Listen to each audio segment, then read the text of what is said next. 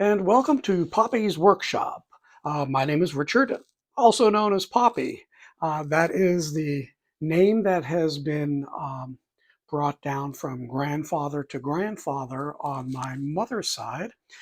So I recently became a grandfather earlier this year, and of course, the name Poppy. So let's take a quick look at what is on my workbench, or I should say on my scroll saw this week. It actually hasn't changed that much from last week. I've got a few filler projects. So this is one you can see just a little bit. Let me get this out of the way. Yes. Uh, so this is a tea light nativity. This is the third design that I happen to like. I do have another one that I'll be stack cutting, a little bit different one. But I have two big projects that I have been working on. And let me grab the German candle arch now that it is complete, other than the finish coat. So that's it. I just drilled out the holes, mounted the legs, and then also I took some old Hanukkah candles, and let me get this here, and drilled the holes for the Hanukkah candles. So I don't want to get too far away. There we go.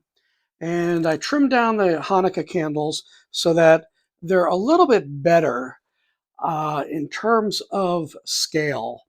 That was one of the issues that I dealt with. Is tea candle was way too big at almost an inch and a half. I got some other candles, they were just way too high. So there was a lot of different things that I considered and said, you know something, most likely people are not going to light candles on it. So I'll just go with the old Hanukkah candles that I have. And what I may do, if I can find them, is have some cups that will catch some of the wax. So that is the one that I just finished drilling out today and getting those legs on. So let me show that to you. There we go. So quite a lot of detail in that candle arch. If you don't remember before, this is a 1939 Saxony, Germany design. And it was a fun one to cut out. This is made out of half inch, yes, half inch red maple. I prefer to use hardwoods on pretty much, yeah, on all my pieces. I really don't like using MDF or plywood. Now, the one I'm sure you're most interested in as we progress along, let me get it all lined up before I show you. So here is the winter scene, 3 layers. Let me get my hand out of the way there. You got the kids. All that looks really, really good. I've got the perimeter of all 3 pieces now cut out. So here is the first layer. There we go. And then let's get to the second layer. I got to put that where I'm not going to break it. So here's the middle layer. And I'm just starting to do the inside cuts now.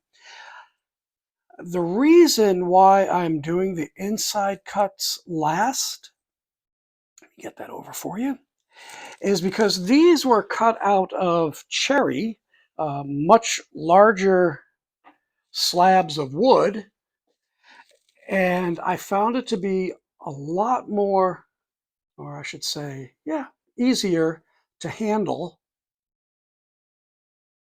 while I cut the inside because of the size.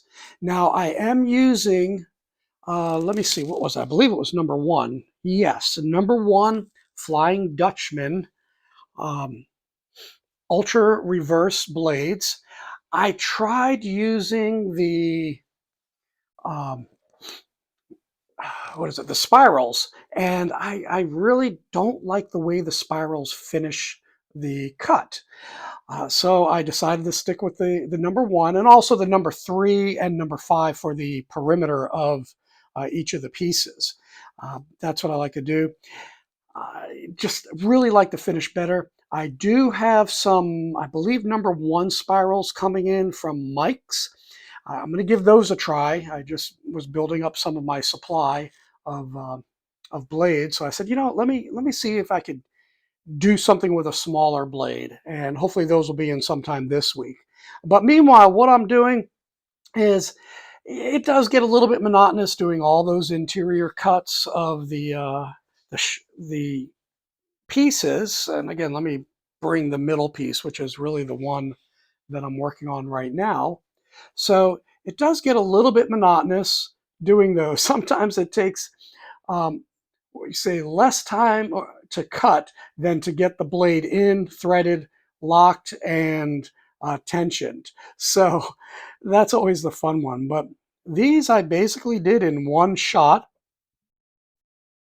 just wiggle waggle to get it going. Would it be a lot easier with a spiral blade? Absolutely. But I just really prefer the way the uh, flat blades, in particular, the ultra reverse finish. So we'll stick with that. But, in between, what I do is I'll cut a couple pieces here. Let me get my light and 5 times magnifying glass in and do a little cutting as we talk. Let me get this down. Uh, I don't have my top vac on, of course, but I've been working on this just for a few minutes, and this again is a #1 blade. And as you can see, I'm keeping the waste wood to the right, and I'm not afraid to make an error in the waste wood, or like here, I just traveled a little bit too far, and I can either go back now. Let me back up a little bit. Oh, there we go. Getting things in my way of my hands here. So I can either try and correct it now, like this, or come back later. Uh, if you look right where my finger is by the orange, you'll see that there's a lot of places that I'm going to revisit because it was small details, and I'll go back and I'll, for lack of a better term, round out those areas and get the shapes that I want. So again, don't be afraid or think that you have to do everything in one cut. So here we're coming to a corner and I have a choice to make. How do I want to do this? Well, with a #1 blade, I could just turn it and let's see, can you see that? Yeah, I think you can.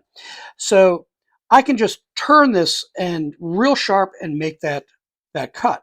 However, I really like sharp 90-degree cuts. So what I'm going to do is I'm going to angle the wood. You'll see that, and I'll nibble out little pieces. And it usually only takes 2 or 3 swipes to get enough room so that I can spin the blade and get that perfect 90. So I'm going to take it to the line. I'll back out. Whoops. And now I'm angling a little bit, trimming more wood to the right in the scrap. And I'm going to do that again. And I'm just about there. I think right there should do it. And I'll smooth that out. And then I just have to do, whoops, just have to do that. And there's my 90, just like that. And then I can continue down and get that straight line. This blade is starting to dull. I can see that it's drifting to the right just a little bit. But again, with the scrap wood to the right, that's where most of my errors would go. And you can see I'm going slow. And let me shut up for a second here and concentrate. Now I'm coming up to another turn, and rather than do the nibble, I'm going to go here. I'm going to make sure that I'm anchored. I back out a little bit. So I've backed out of that just slightly, and I'm going to turn that, and I got a relatively sharp corner. And let's see, this has a little wiggle in it. So I'll try and Get a little wiggle. Now here comes a different type of corner here. And again, I can either go in, let me get to the end here. I can either nibble here, or if I want, let me stop that. If I want, I could back up to here and make a little turnaround so that I can spin the blade. So let's do that one. Let's use the waste wood to our advantage. So I'm going to back up a little bit and just make a little nibble here. And now I've got enough room to spin this around, come back. Oh, I didn't go in far enough. And then make my edge. Now I didn't go in far enough, so I will revisit that and clean up that edge there and that corner. So there you go. An example of 3 different cuts on that particular piece. And I'm going to continue on this. And that's it for what's on Poppy's workshop today on this long Veterans Day weekend. And with that, may the Lord richly bless you and make it a great day right here at Poppy's workshop.